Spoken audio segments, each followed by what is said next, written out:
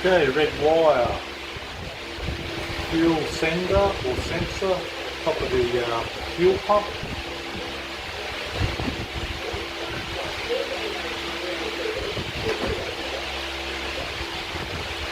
Cut 2 cables. This wire harness.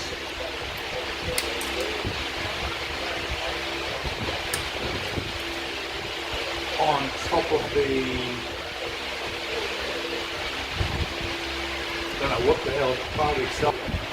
Okay, so we come over into the back. I don't know if you pick it up. There's I need a pointer. So this hose here.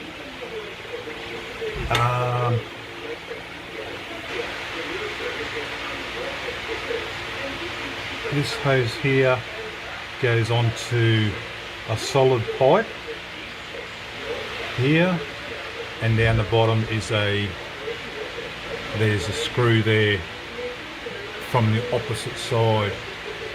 So probably best if I took this hose off as well to get to it, and that'll be separated from that. There's a flange between the engine and the bell housing.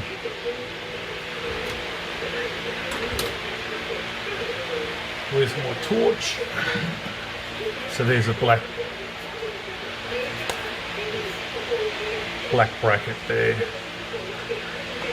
So I'll undo that. I'll take that hose off. There'll be one less thing. I'll be able to get to those 2 bolts actually. 2 bolts. That one there, and then that one there. Yep, there they are, that's better. Those 2 bolts there. Alright. Camera back over here. My wonderful tripod.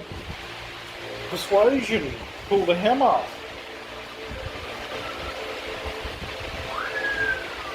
Hey buddy. Okay. The black plate at the back. You can just see a hole there, and in behind the starter motor, between the engine and the bell housing, there's a bolt at the very back under the tunnel. One there. There's one there, one up the top, which I got out yesterday. There's another one there. There's one in behind there as well. Marked one with red paint, and another one down the bottom, I think there. And then underneath there's probably another, I don't know, 6 or 8. To then disconnect the bell housing from the engine. But the only way to really do it, I think, is by having the head off.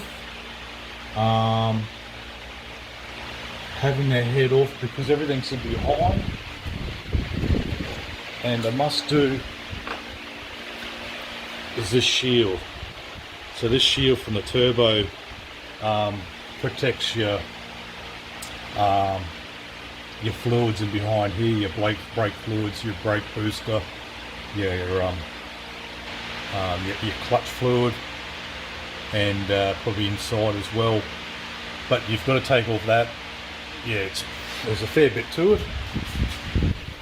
So I'm hoping I don't forget to do number 63 and do number 83 instead, if you know what I mean. So I've had to try and make up a tool to go in behind.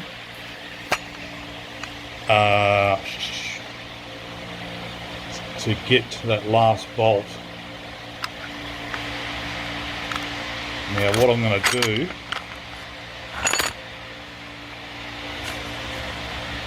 if I get this camera to behave,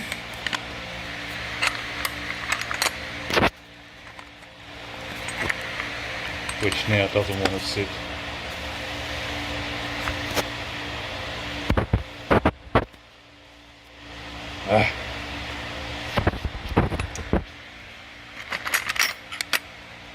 Might have to come back once I got it stabilised.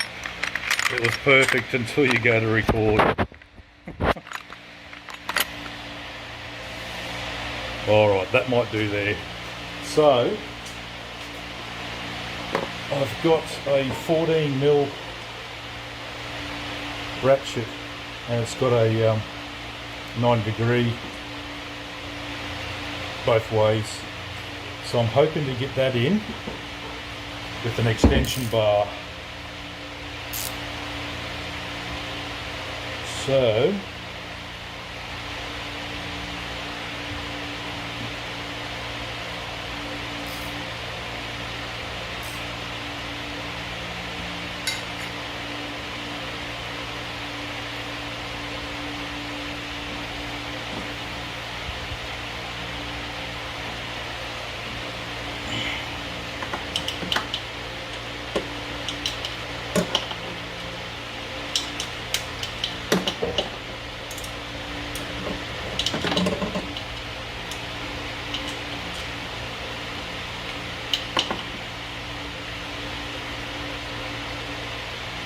that's in like that.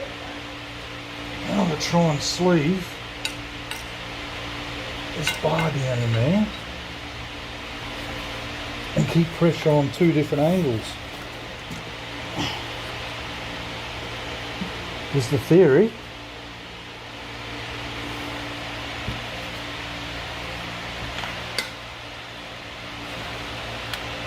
Oh, that might have worked.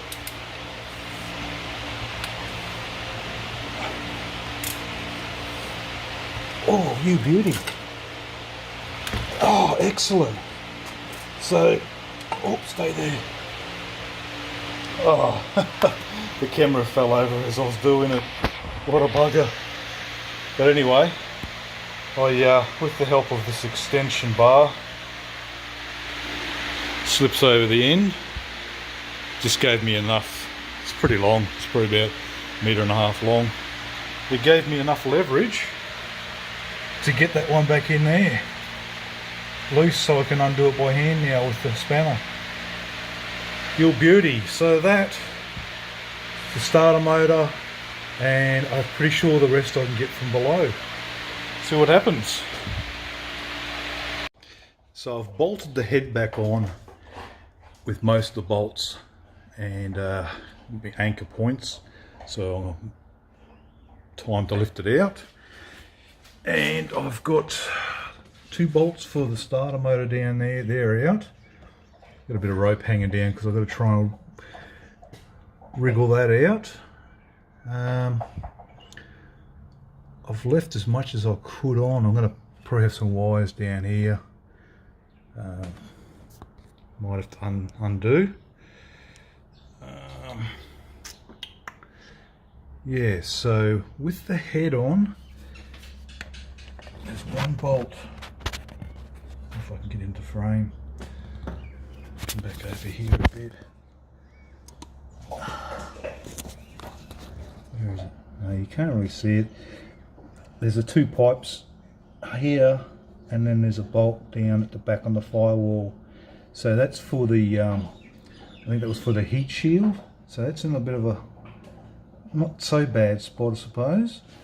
But I come around, and as I someone put my knee in the steel. So yeah, there's one in behind that's going to be really hard to get to, and then there's some other bolts at the top, I'm pretty sure, for the bell housing. So I've just put the head back on. The turbo, I'm pretty sure it's just flexing there, so I'm hoping to leave it bolted to the exhaust. Down underneath, I've undone the bolts. It's a bit hard to show under there with this camera, but there's 2 short ones, and they fit sort of from the engine back towards the sump. You've got 2 short ones, bell housing. So that's all I could see at the moment. What's there, 5 there, 7 altogether. So I've been underneath. I've got it jacked up slightly with some stands. They weren't too bad getting them out. The hardest one, I think I pointed out before, was the one for the starter motor, way back in there, but it's out now. So getting to them one thing, getting to the bolts or nuts is one thing, and then getting the torque to undo them is the other, and then getting your hand in there to undo them completely or pull it out. So I'm pretty sure it's right to come out now, so I'm going to organise my door here, my roller door.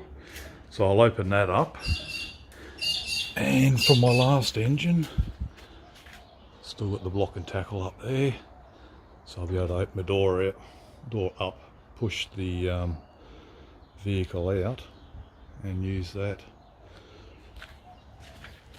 So that's where I'm up to.